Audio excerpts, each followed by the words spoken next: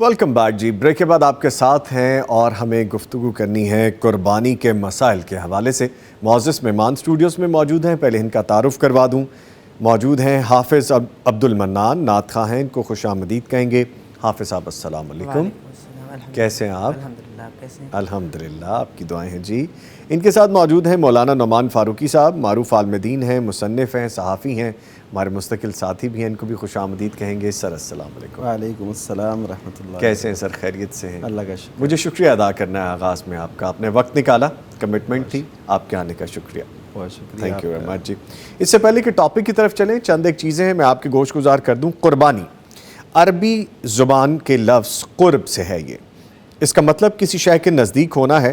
قرب دوری کا متضاد ہے، اور قربان یعنی کہ قرب سے مبالغے کا یہ صیغہ ہے. قربانی وہ چیز ہے جس کے ذریعے اللہ تعالیٰ کا قرب حاصل کیا جائے. شرع میں یہ قربانی یعنی جانور ذبح کرنے کا نام ہے. قربانی کا عمل ہر امت میں مقرر کیا گیا. سورہ حج آیت نمبر 34 میں ارشاد ربانی ہے، اور ہم نے ہر امت کے لیے قربانی اس غرض کے لیے مقرر کی ہے کہ وہ مویشیوں پر اللہ تعالیٰ کا نام لیں جو اللہ تعالیٰ نے انہیں عطا فرمایا. البتہ اس کے طریقے اور صورت میں کچھ فرق ضرور ہے. انہی میں سے قربانی کی ایک عظیم الشان صورت وہ ہے جو اللہ تعالیٰ نے امت محمدیہ صلی اللہ علیہ وسلم کو عید الاضحیٰ کی قربانی کی صورت میں عطا فرمائی ہے، جو کہ حضرت ابراہیم خلیل اللہ علیہ السلام کی قربانی کی یادگار ہے. اس پہ ہم بات کریں گے اپنے سیگمنٹ میں. لیں سر، سوالات شروع کر لیے جائیں قربانی کے حوالے سے کہ قربانی کس پر فرض ہے. سب سے پہلے تو یہ بیان کر دیجئے. قربانی کی جو فرضیت ہے جی، اس میں تو پہلا اس میں اختلاف ہے کہ قربانی فرض نہیں ہے، واجب نہیں ہے، جی، بلکہ یہ مسنون ہے. اس میں دو قسم کی روایات ہیں، وہ میں عرض کیے دیتا ہوں اور اس کا مفہوم بھی. ایک تو یہ ہے کہ من کان لہ سعۃ، جس کے پاس وسعت گنجائش موجود ہو، فلم یضحی، اور وہ قربانی نہ کرے تو وہ ہماری عیدگاہ کے قریب نہ آئے. جی. تو یہ جو حدیث ہے نا، یہ ہے وعید بتانے کے لیے کہ اگر دیکھیں بہت سارے لوگ یہ کام چھوڑ دیں، یعنی قربانی کرے ہی نہ، تو یہ ایک شعار ہے مسلمانوں کا، تو اب مسلمان ممالک میں کم ہوتی جائے گی نا. تو یہ اصل میں حدیث یہ بتانے کے لیے ہے کہ ہمیں اس طرف آنا ہے، اس سے جان نہیں چھڑانی، یعنی زیادہ لوگ قربانی کریں. یہ عمل کرنا چاہیے. اس کی ترغیب دی گئی ہے، اور اس کے یعنی پوری امت ہی چھوڑ دے یا بہت سارے لوگ چھوڑ دیں، اس کی طرف توجہ ہی نہ ہو کہ قربانی آئی ہے، قربانی کرنی ہے، تو یہ پھر ایک جرم بن جائے گا. لیکن بیسکلی ہے یہ مسنون. اگر امت کے جمہور ائمہ فقہا محدثین کی بات دیکھیں، جیسے آپ بخاری شریف دیکھ لیں، اس میں انہوں نے امام بخاری رحمہ اللہ نے جو باب قائم کیا سنت الاضحیہ، باب سنت الاضحیہ، یعنی قربانیوں کی سنت. اس لفظ سے ہی حافظ ابن حجر رحمہ اللہ جو بخاری کے شارح ہیں، انہوں نے اس لفظ سے یہ بتا دیا کہ امام بخاری ان لوگوں کا رد کر رہے ہیں جنہوں نے اس کو واجب قرار دیا ہے. اچھا سر، سوری میں یہاں پہ اس لیے روک رہا ہوں کہ اس کو واضح کرنے کی ضرورت ہے. کچھ لوگ کہتے ہیں کہ جی آپ نے ہر سال کرنی ہی کرنی ہے. کچھ لوگ کہتے ہیں آپ کے پاس استطاعت ہے یا نہیں ہے، یہ فرض ہے. اس لیے کویسچن پوچھا گیا. ان دونوں چیزوں کو واضح کر دیجئے کہ اگر آپ صاحب حیثیت ہیں ہر سال کرنی ہے یا نہیں کرنی، اور اگر آپ صاحب حیثیت نہیں ہیں تو پھر بھی کیا آپ نے کرنی ہے. نہیں، جو صاحب حیثیت نہیں ہے اس میں تو کوئی بھی اختلاف نہیں ہے، وہ اس پہ واجب نہیں ہے، وہ اس پہ مسنون بھی نہیں ہے وہ حیثیت کے مطابق. بلکہ سیدنا ابو بکر اور عمر رضی اللہ عنہما، ابو سریحہ رحمہ اللہ کی صراحت موجود ہے حدیث میں. وہ کہتے ہیں کہ میں نے ابو بکر اور عمر رضی اللہ عنہما کا دور پایا، لیکن وہ قربانی نہیں کرتے تھے اس وجہ سے کہ لوگ ان کی اقتداء میں قربانیوں کو واجب نہ سمجھیں، یعنی ضروری نہ قرار دے لیں. تو اس کا مطلب ہے سیدنا ابو بکر اور عمر استطاعت ہونے کے باوجود رضی اللہ عنہما استطاعت ہونے کے باوجود وہ قربانی نہیں کرتے تھے کہ لوگ یہ نہ سمجھ لیں کہ یہ واجب ہے. تو یہ بہت بڑی دلیل ہے اس بات کی کہ قربانی واجب نہیں ہے. واجب نہیں. اگر واجب ہوتی تو حضرت ابو بکر عمر کیسے چھوڑ سکتے تھے؟ تو اس کا مطلب ہے یہ بیسکلی مسنون ہے. اور ائمہ میں کچھ اختلاف ہے. بعض ائمہ نے اسے کہا کہ یہ واجب ہے جو مقیم ہو اور جس کے پاس خوشحالی ہو وہ. تو کئیوں نے کچھ اور باتیں بھی لکھی لیکن وہ ان کو شمار نہیں کیا جا سکتا کہ جی صاحب نصاب پہ فرض ہے, یعنی جو زکوٰۃ دینے کے قابل ہے. تو یہ ضروری نہیں, یہ یعنی سر یہ ضروری نہیں ہے کہ آپ نے ہر سال کرنی ہے.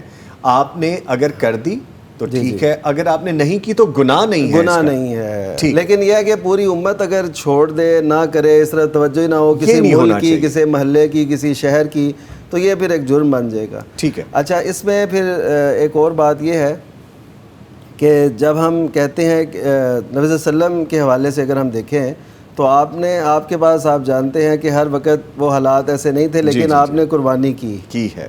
جی قربانی کی. تو یعنی یہ نہیں کہیں ملتا کہ آپ نے قربانی نہیں کی, بلکہ آپ نے قربانی کی, اور قربانیاں بھی دو کیں, کبشین املہین. کبش کہتے ہیں اصل میں اس جانور کو جو ادھر ہمارے ہاں اسے مینڈا کہتے ہیں, اور اسے نا عام زبان میں یعنی ادبی یا علمی زبان میں نہیں, عام زبان میں سے کہتے ہیں پیڈو.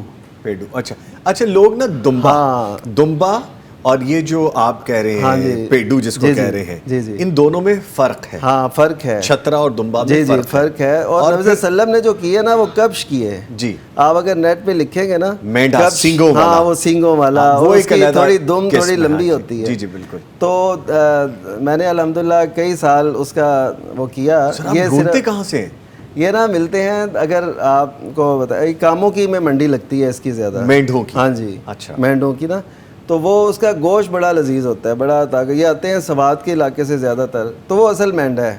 ٹھیک ہے. تو نبی صلی اللہ علیہ وسلم دیکھیے دو کرتے تھے. تو حضرت انس رضی اللہ تعالیٰ عنہ کہتے ہیں کہ میں بھی, کیونکہ نبی صلی اللہ علیہ وسلم نے دو کیے تھے تو میں بھی دو کرتا ہوں. لیکن نبی صلی اللہ علیہ وسلم نے جو کیا تھا دو مینڈے, ایک اپنی طرف سے اپنے گھر والوں کی طرف سے اور ایک امت کی طرف سے. ٹھیک ہے. تو لیکن جو بعد میں کوئی کرے گا قربانی تو وہ امت کی طرف سے نہیں کرے گا, وہ کرے گا لوگوں کو زیادہ کھلانے کے لیے. اس سے جواز نکلتا ہے حضرت انس کے اس فعل سے جو صحیح بخاری میں موجود ہے کہ نبی صلی اللہ علیہ وسلم نے دو کیے تھے, میں بھی دو کر رہا ہوں. اس کے علاوہ عموماً جو ہے ایک قربانی پورے گھر کی طرف سے کفایت کر جائے. ٹھیک ہے. اچھا سر یہ فرمائے گا قربانی قرض لے کے کی جا سکتی ہے؟ ہاں قربانی جو ہے نا اس میں ایسا ہے, قرض جو لے رہا ہے اس کے شوق کو اور اس امید کو کہ میرے پاس کہیں سے پیسے آنے ہیں, یا جیسے معاملات میں ہم دیگر معاملات میں کر لیتے ہیں تو اس طرح کیا جا سکتا ہے. اگرچہ کئی لوگوں نے کہا کہ اس پہ ہے ہی نہیں, لیکن یہ بات ہے, ہم بھی نہیں کہہ رہے کہ اس کے لازم ہے. ہم یہ کہہ رہے ہیں کہ اگر اس کا شوق ہے, اس کا جذبہ ہے, تو اس کو اگر جیسے دیگر معاملات میں وہ بہت سے معاملات میں قرض لیتا دیتا ہے اور دے بھی دیتا ہے, اس کے پاس پیسے آنے بھی ہوتے ہیں, بعض اوقات عید کے 1-2 مہینے بعد پیسے آنے ہوتے ہیں, اس بیس پہ بندہ قرض لے لیتا ہے تو کر لے, تو اس میں حرج نہیں ہے. یہ اس کا ایک شوق ہے, وہ یعنی لیا جا سکتا ہے قرض اس کے لیے بصورت اس کے کہ وہ ادائیگی کی پوزیشن میں آ جائے. ہاں جی ہو. ٹھیک. اگر ویسے ہی وہ لے لے اور وہ برڈن اس پہ پڑ جائے تو یہ اچھا اس صورت میں نہیں ہے. ٹھیک. اچھا سر کن جانوروں کی قربانی کی جا سکتی ہے؟ یہ ایک لائن ہے لیکن اس میں بہت ساری چیزیں آپ بیان کیجئے گا. اس میں ایسا ہے کہ اصل تو بہیمۃ الانعام اللہ تعالیٰ نے بھی قرآن مجید میں فرمایا اور حدیث میں بھی اس کا تذکرہ ہے. بہیمۃ الانعام ان جانوروں کو کہتے ہیں, اونٹ اور بھیڑ بکری, گائے اور یہ جو بھیڑ بکری, یہ ساری جو ہے نا یہ بہیمۃ الانعام ہیں. اچھا آپ دیکھیے کہ قیمتی زیادہ جانور جو ہے وہ ہرن بھی ہو سکتا ہے. اب قیمتی بھی ہے, وہ اچھا بھی ہے, لیکن وہ نہیں, یعنی جو بھی حلال جانور ہے وہ آپ اس قربانی کے لیے آپ اس کو ذبح نہیں کر سکتے, اس کو قربان نہیں کر سکتے, کیونکہ اس پہ خاص ایک دائرہ کھینچ دیا گیا شریعت نے, الا ما رزقہم اللہ من بہیمۃ الانعام, جو بہیمۃ الانعام ہے اور وہ یہ جانور ہے.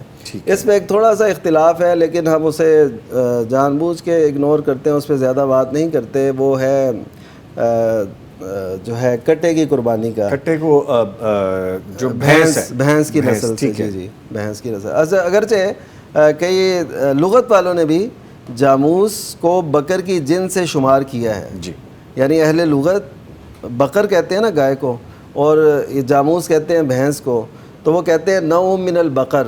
یہ یعنی لغت والوں نے بھی یہ لکھا ہے, اور بلکہ بعض فقہا بھی جب بہیمۃ الانعام کی وضاحت کرتے ہیں تو یہ باتیں ان میں شامل کرتے ہیں, خصوصاً جو باہر کے علماء ہیں, یعنی یہاں کے نہیں. اور کئی ممالک میں ایسا ہے اس میں یہ کوئی بحث ہے ہی نہیں ہے سرے سے, وہاں پہ کٹے بھینس اس کی قربانی کی جاتی ہے. ٹھیک ہے. تو یہ ہمارے ہاں ذرا اس میں اختلاف پایا جاتا ہے اور ہر سال یہ پیدا ہوتا ہے. بہرحال یہ چیزیں تو کنفرم ہیں, تو ہمیں چاہیے کہ ہم اولا کریں, اچھی کریں, ہاں اختلاف کی جانب نہ جائیں. اولا کیا ہے, وہ وہی ہیں جو اونٹ اور اس کی جو اقسام ہیں, اسی طرح بھیڑ بکری اور اس کی جو اقسام ہیں جو اس کے ضمن میں آتی ہیں, اسی طرح گائے, اس کو ذبح کریں. اور یہ اس پہ وہ جو ہے نا ہمیں کافی رہنا چاہیے, اس سے آگے نہیں بڑھنا چاہیے. ٹھیک ہے, گفتگو جاری ہے جی. ہمارے ساتھ موجود ہیں نعمان فاروقی صاحب. ہمیں ابھی بہت سی باتیں کرنی ہے, لیکن ابھی ایک وقفہ ہے, اس کے بعد دوبارہ حاضر ہو رہے ہیں.